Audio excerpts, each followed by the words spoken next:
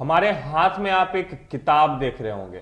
इस किताब का नाम शांभवी कविता संग्रह है और जिन्होंने इस किताब को लिखा है वो एक कवि भी हैं, एक इंस्टीट्यूट भी चलाते हैं हमारे बेगूसराय के एक छोटे से गांव शाहपुर में, जिस इंस्टीट्यूट का नाम न्यू आकाश गंगा साइंस इंस्टीट्यूट है। हमारे साथ हैं आज के गेस्ट के रूप में अनीस सर। अनीस सर, सबसे पहले केवी स्टूडियो बिहार में आपका स्वागत है। जी नमस्ते सर। सबसे पहले सर मैं डॉक्टर रसन सर को सर धन्यवाद देता हूँ, साथ ही साथ आपको भी सर धन्यवाद देता हूँ सर, जो हमें आप अपने केवी स्टूडियो में बोलने का मौका दिए हैं सर। अच्छा सर, ये बताएं, शांभवी कविता संग्रह जो आपने ये बुक लिखी है। जी सर। इस बुक में क्या क्या आपने डाला है?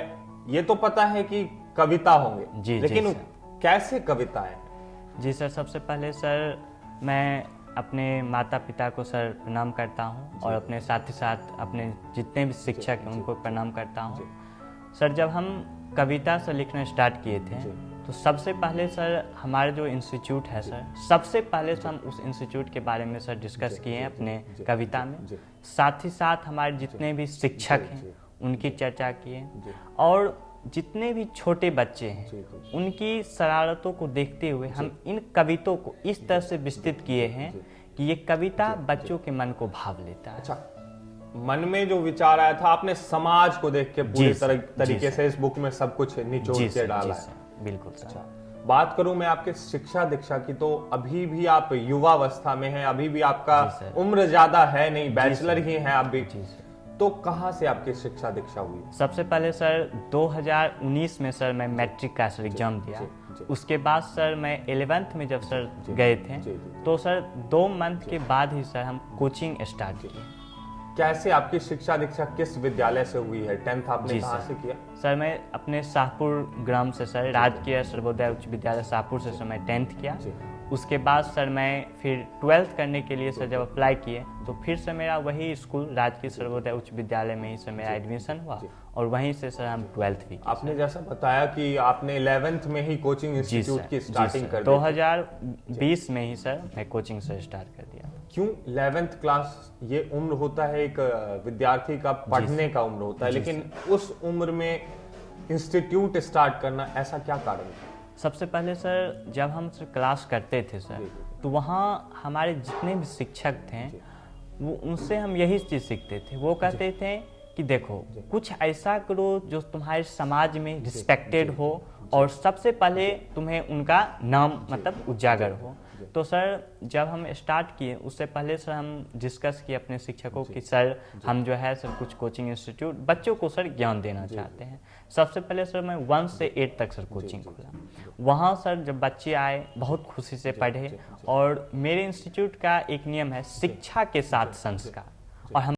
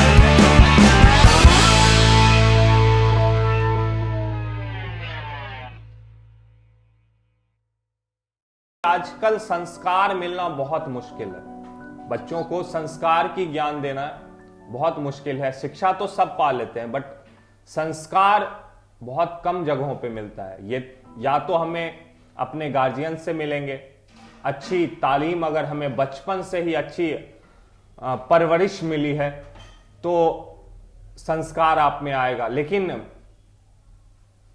बहुत बच्चों में ऐसी या बहुत फैमिली ऐसी नहीं है जो बच्चों को अच्छी तालीम या अच्छी परवरिश दे पाती है। प्यार सभी करते हैं, लेकिन एक संस्कार देना बहुत मुश्किल होता है। तो सभी विद्यालयों में संस्कार की भी व्यवस्था होनी चाहिए, जैसा कि न्यू आकाशगंगा साइंस इंस्टीट्यूट में अनीस सर ने रखा है। और ऐसे कई बहुत सारे विद्यालय जिन्होंने संस्कार की भी व्यवस्था रखी है। अब मैं चर्चा करना चाहूंगा, एक और विद्यालय है हमारे बेगूसराय में, शिशु संस्कार वाटिका। उसमें भी बच्चों को संस्कार की शिक्षा दी जाती है। अच्छा सर, साहित्यिक क्षेत्र में कविता, इसमें कैसे रुझान हुआ आपका, कैसे इस क्षेत्र की ओर बढ़े आप? जी सर, सबसे पहले सर जब कविता सर लिखना स्टार्ट किए थे सर, तो सर हमें महसूस हुआ कि अगर हम कुछ जीवन में आगे की ओर बढ़ना चाहते हैं तो एक कविता लिखना कैसे स्टार्ट किया? मन में कुछ तो विचार आया हो कि मुझे लिखना चाहिए, क्योंकि लिखता तभी है इंसान जब उसके दिमाग में कुछ ना कुछ चल रहा हो, या उदासी हो, या समाज में कुछ वो ऑब्जर्व किया हो, मन में बातें चल रही है, उस चीज को पन्ने पे वो उतारे। जी, सबसे पहले सर हम अपने कोचिंग की सर बात करता हूँ सर। जब सर हम क्लास लेते थे तो हमारे बच्चे जब क्लास में बैठते थे वो हमेशा कहते सर आप न कोई बुक लिखिए, या कविता का या कहानी का। आपके अंदर सर वो गुण हम देखते हैं, जैसा लगता है कि आप लेखक के रूप में उभर कर आते हैं। बोले अगर ऐसी बात है जरूर हम इस पर मेहनत करें। और सबसे पहले सर जब हम मेहनत करना स्टार्ट किए, हमारे मन में बहुत सारे विचार आए। जब बारिश का मौसम आता था तो उसमें हम छोटी छोटी चीज़ों को सर गौर करते थे, चलो इस पर कुछ लिखा जाए। जब सर आकाश में बिजलियां चमकती थी, सोचते नहीं इस पे कुछ लिखा जाए। जैसे जैसे सर वातावरण सर देखते सर, उसके अनुसार रास्ते पे चलते थे, कहीं कुछ बच्चे को साथ करते हुए देखते थे, कुछ नया देखते, सोचते थे इस पे कुछ लाइन 2 लाइन लिखा जाए। इसी सर धीरे धीरे करते करते सर आज 1 साल 1.5 साल सर हुआ बुक सर लिखते लिखते। और इधर सर 10 दिन पहले से मेरा बुक सर पब्लिश हुआ है सर। और साथ ही साथ सर मेरा एक और बुक सर पब्लिश हो चुका है, अभी आया नहीं है, शांभवी इंग्लिश ग्रामर, जो सर बच्चे को ग्रामेटिकल, जिसमें से बहुत सारी सुविधाएं उसमें रहती है ग्रामर सीखने की, बच्चे उस पढ़ करके इंग्लिश बोलना सर सीख। जब आपने शुरुआत की थी इस चीज की, जी सर, तो कितनी सारी दिक्कतें आई थी लिखने में? दिक्कतें तो सर बहुत सारी आई। सबसे पहले सर जब देखते सर कोई चीज़ सोचते पर अब शुरुआत कैसे किया जाए, तो 2-4 लाइन लिखते थे, फिर मिस्टेक होता था, फिर मतलब सर लिखते लिखते सर 1 लाइन सर सूटेबल होता था, उसको सर उसमें सर हम ऐड करते थे। ये सब दिक्कतें तो सर बहुत आई। कितने दिन में आपने एक कविता लिख दिया था? करीब करीब सर 1.5 साल सर। 1.5 साल में एक कविता केवल लिखा? एक कविता नहीं, एक बुक पूरा? एक बुक से पूरा। तो आप देख सकते हैं इस शांभवी कविता संग्रह को लिखने में अनीस सर को 1.5 साल लग गए। 1.5 साल में जाके इन्होंने लगभग 100 पेज का कविता जी सर लिख पाया है। और बहुत सारी दिक्कतें आई, पर उन दिक्कतों को इन्होंने चुनौती के रूप में लिया और चुनौती के साथ सामना करते हुए इस बुक को लिख डाला। और आज ये बुक हमारे पब्लिक के बीच आ चुकी है, जिस बुक का नाम मैंने पहले भी आपको बताया कि शांभवी कविता संग्रह है। और इस बुक में इन्होंने बच्चों से रिलेटेड डाला है, शिक्षकों से रिलेटेड डाला है, बच्चों की नटखटता को दिखाया है, दर्शाया है। जो बच्चों में नटखटपन होता है वो सभी चीज इसमें डाले हैं। और भी बहुत सारी चीजें हैं, बहुत सारी कविताएं हैं जो कि आपको कुछ ना कुछ नया जरूर सिखाएगी। तो एक बार आप लोग भी इस बुक को जरूर पढ़ें। अच्छा सर, मैं बात करूं आपके इंस्टीट्यूट की, न्यू आकाशगंगा साइंस इंस्टीट्यूट की। जी सर बिल्कुल। तो वहां आपने जब शुरुआत की थी, जी सर, तो वहां भी दिक्कतें, सभी चीजों में शुरुआत करने में दिक्कतें आती हैं? बिल्कुल सर। सबसे पहले सर जब स्टार्ट किए थे सर, फर्स्ट डे सर मात्र 15 स्टूडेंट सर प्रेजेंट था सर। एक्चुअली में सर हम उस टाइम स्टार्ट किए थे और 3 टीचर थे सर। तो सर 1 मंथ 2 मंथ दिक्कतें सर आती गई। फिर सर धीरे धीरे मेरा प्रयास सर था कि हम शिक्षा के साथ संस्कार शुरू से ही बच्चे के अंदर डालेंगे। मेरा सर मेहनत आगे की ओर बढ़ते गया सर, और हम बच्चे को भी भरोसा दिलाते थे एक न एक दिन हमारा इंस्टीट्यूट एक अच्छे इंस्टीट्यूट में आएगा। और आज शाहपुर पंचायत में न्यू आकाश साइंस इंस्टीट्यूट सर सबसे नंबर 1 पे सर आता है। कितने बच्चे अभी लगभग होंगे? 75 स्टूडेंट सर। 75। कितने बैचेज चलते हैं सर? एक बैच सर सुबह, 2 बैच शाम सर, और 10th और 12th के लिए हम अलग बैच सर मैं खुद मैथ का सर लेता हूँ। आप मैथ्स भी लेते हैं और साइंस भी पढ़ाते हैं? जी सर, मैथ और साइंस सर दोनों। अच्छा, एक कविता अगर हो जाए आपके माध्यम से जो आपकी रचना हो, शांभवी कविता संग्रह में आपने जो लिखी है। जी सर। एक आपकी लिखी हुई सबसे बेहतरीन कविता। सबसे पहले सर तो मैं अपने इंस्टीट्यूट की सर पोएम हूँ सर, सबसे फर्स्ट पेज पे सर दिया हूँ। 2-3 लाइन सर मैं सुनाना चाहता हूँ। न्यू आकाश गंगा साइंस इंस्टीट्यूट, तुम हो सदा महान, सत सत तुझे सलाम अमृत कोटि प्रणाम। ज्यों सा निर्मल उज्जवल तेरा कोमल अंतर है, शिक्षा के साथ संस्कार देना तुम्हारा घर है। हे न्यू आकाश गंगा साइंस इंस्टीट्यूट, तुम हो सदा महान। अच्छा, एक और कविता बच्चों से जुड़ी हुई, आपने नटखटता को भी दर्शाया है, बच्चों में क्या चीजें होती है क्या नहीं। जी सर। तो सबसे पहले सर एक कविता है सर, उड़ी पतंग, मटक मटक कर उड़ी पतंग, पूछ हिलाती उड़ी पतंग। इसी से रिलेटेड है सर पोएम, जो हमारे बच्चों को सर सबसे दूसरे नंबर में सर पोएम में सर दिया हूँ सर।